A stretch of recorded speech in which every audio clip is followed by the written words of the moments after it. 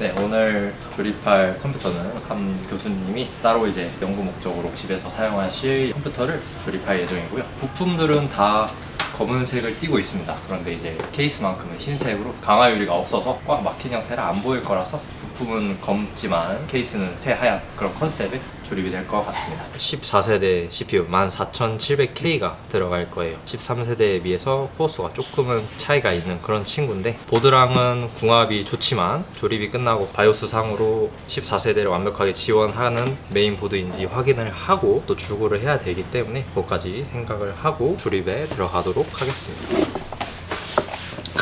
이제 보드를 만질 때 항상 꼭 조심히 꺼내야 합니다. 이거는 방열판을 짚어서 꺼내주시면 가장 안정적으로 꺼내실 수 있고, 푹신한 거치대를 두는 게 가장 좋다고 할 수 있습니다.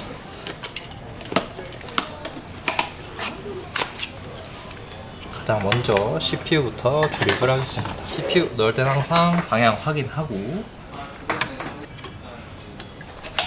이제 SSD 들어갈 때는 나사를 풀러야 되는데 나사 뺄 때는 최대한 살살 빼주는 편입니다. 그 스티커 제가 먼저 해주고, 들어가는 SSD는 이제 하이닉스의 P41 2TB짜리 모델이라고 보시면 되시고요. 사용한 박스들은 작은 편이라 바로 보드 박스에 넣어주고요. 램은 이제 하이닉스 램이 들어갈 거고 32가 들어갑니다. 램을 장착해 보도록 하겠습니다. 살짝 올려주고, 찰칵 소리가 잘 안 날 거예요. 지그시 누르는 편이라 쿨러를 장착해 보도록 할게요. 대장급 공랭들을 되게 많이 찾아왔는데 녹투아 쿨러를 대체할 만한 쿨러를 찾기가 너무 어려웠어요. 찾다가 드디어 스텔스라는 대형 쿨러를 만들어 주셨는데, 성능이나 펜 속도, 펜 소음까지도 잘 잡았다고 생각되는 제품이라고 보시면 됩니다. 인텔 가이드는 LGA 1700에 맞춰서 가장 크게 넓혀주고 보드 뒷면으로 들어갈 겁니다. 맞춰서 넣어주고, 보드랑 결착할 부분을 만들 나사를 하나 더 조여주고요.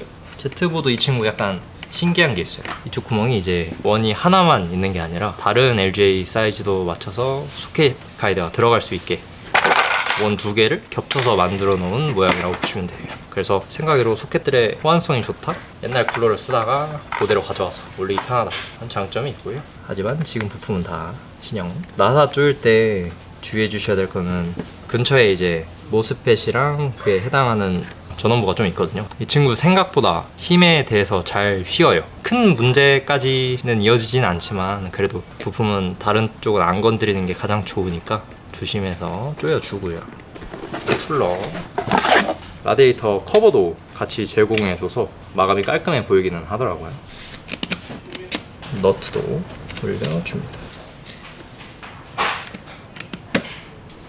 일단 써멀 그리스가 발라져 있어요.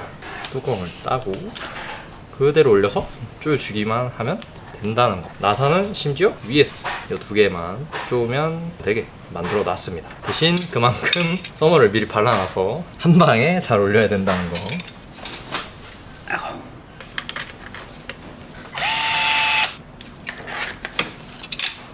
그냥 이 친구 특히 펜 선들이 되게 깁니다. 그래서 이 친구들은 나중에 케이스 뒤로 넘겨서 따로 깔끔하게 묶어줄 생각입니다.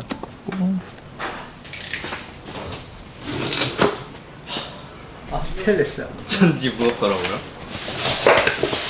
케이스는 초반에 말씀드렸다시피 올 화이트 모델입니다. 친구 해체를 조금 신기하게 하는 친구예요. 디파인 시리즈 보통 뚜껑을 먼저 따야 해체하기가 편해요. 먼지 필터도 제거를 해주면 편합니다. 저희가 디파인 시리즈를 조립하게 된 계기는요, 합정 점장님이 참 디파인 시리즈를 좋아하십니다.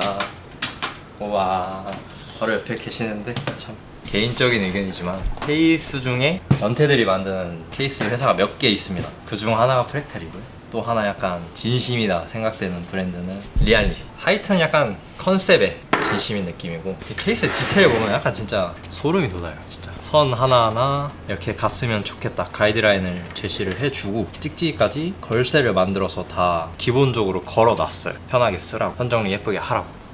엄지척. 아, 디테일 하나. 보통 이제 메인보드들은 케이스랑 연결되는 오디오 단자가 제일 안쪽, 제일 길게 깊은 곳에 있어요. 이 케이스 만드시는 분들은 그 제일 안쪽, 제일 깊은 곳에 있으니까 유일하게 케이블이 길게 빠져 있습니다. 패널 바꾸고 싶으면 다른 이제 패턴을 가진 뚜껑도 하나 추가로 주시고, 나사랑 케이블 타입, 고무 패킹들이 들어있다고 보시면 됩니다. 이제 여기서 이제 필요한 것만 빼요.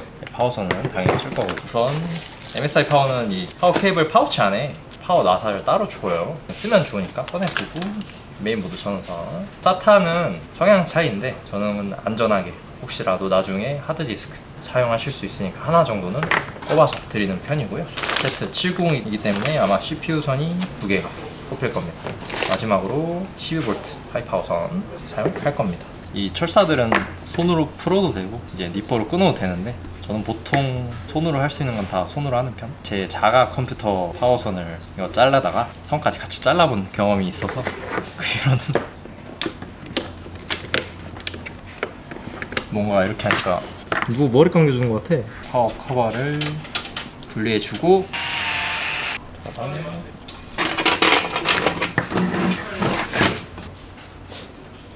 다행히 제 자리에 ATX 보드밖에 잘 박혀있는 모습이고요. 약간 저만 예민한 한 가지가 있어요. 이 펜 선 나오는 방향이거든요.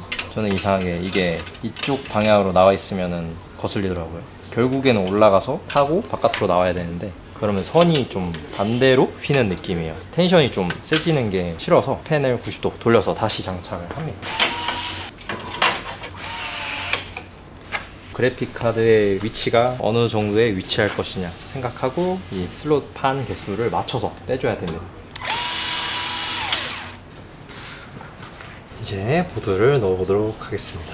이 쿨러가, 라디에이터가 정말 커요. 그래서 나사를 조이기 조금 힘든 쿨러 중 하나예요. 근데 그 사이에 손을 넣어서 다른 파워선도 끌어오기가 힘들기 때문에 이 친구는 선정리까지 같이 동시에 생각하면서 메인보드가 들어간다고 보시면 되세요. 손이 많이 베이는 타이밍이죠. 이제 보드 방향이랑 CPU 선 꼽힐 방향 먼저 확인해주고, 선 정리를 먼저 해줍니다. 선 먼저 넣어주고 위쪽으로 빼줘서 살짝 그냥 고정만 시켜줄 거예요.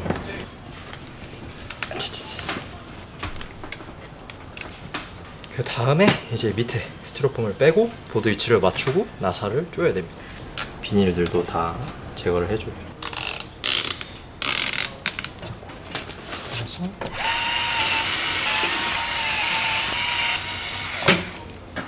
그 다음에 이제 메인보드에 전원선들을 하나씩 연결을 해줄 겁니다. 저는 약간 이렇게 니은자 순서대로 가는데, 뒤에 선정리 생각하면서 이렇게 너무 선이 안 뭉치게끔만 해서 우선 순서대로 가면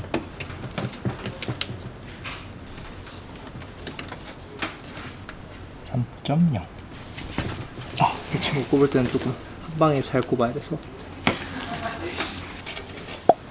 이 친구 특이하게 케이스 자체 선들이 좀 어느 방향으로 꽂으라고 애초에 이렇게 가이드가 좀 나와요. 요거대로 할 겁니다. 이게 가장 깔끔하기 때문에 확실히. 요 선들은 대신 너무 타이트하게 당기진 않을 겁니다. 깔끔하죠?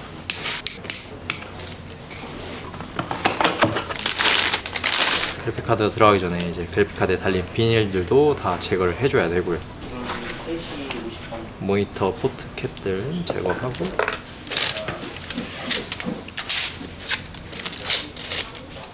보통 이제 여기를 손으로 제껴서 들어가는 수동 방식인데, 이 친구는 스위치 방식이에요. 이 스위치가 이제 이 슬롯 뚜껑을 열어주는 하나의 장치라고 봐주시면 되고요. 넣을 때는 그냥 간편하게 손만 맞춰서 됩니다.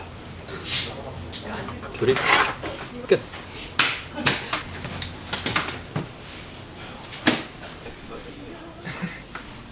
완성됐습니다. 소감이요?